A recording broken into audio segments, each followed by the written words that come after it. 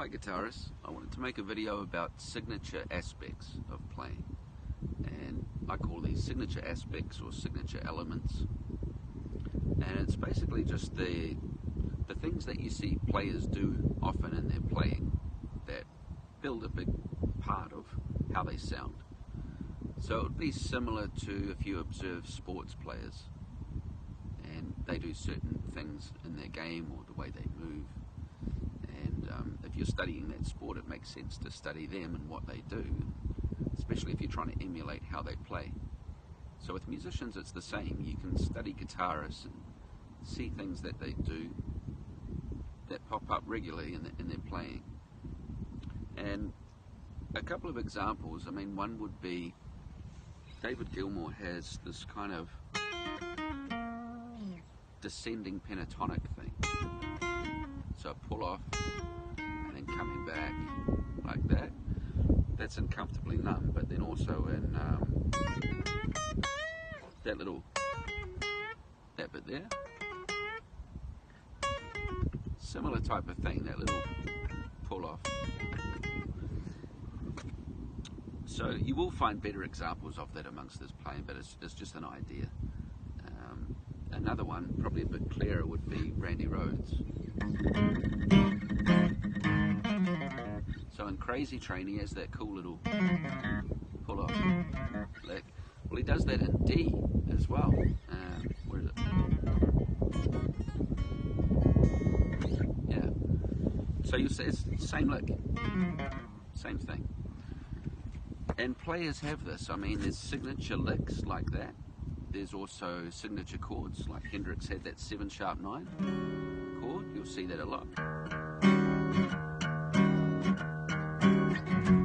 Or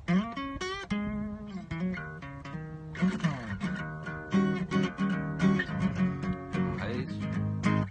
So that's an example of a signature chord.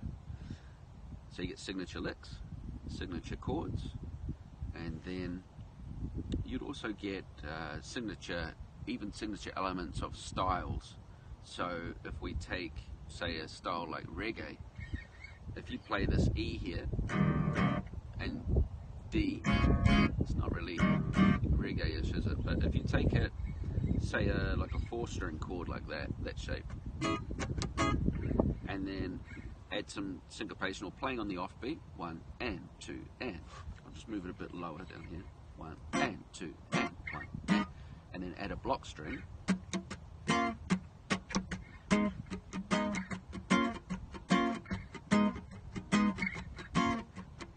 Starts to sound a bit more like reggae, and that's only 3 things that we've put in there.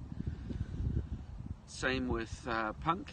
You know, you take a power chord, it's going to sound a bit more. And I mean, these chords are still used in punk, but I mean, just as a typical style thing. And then palm muting on and off.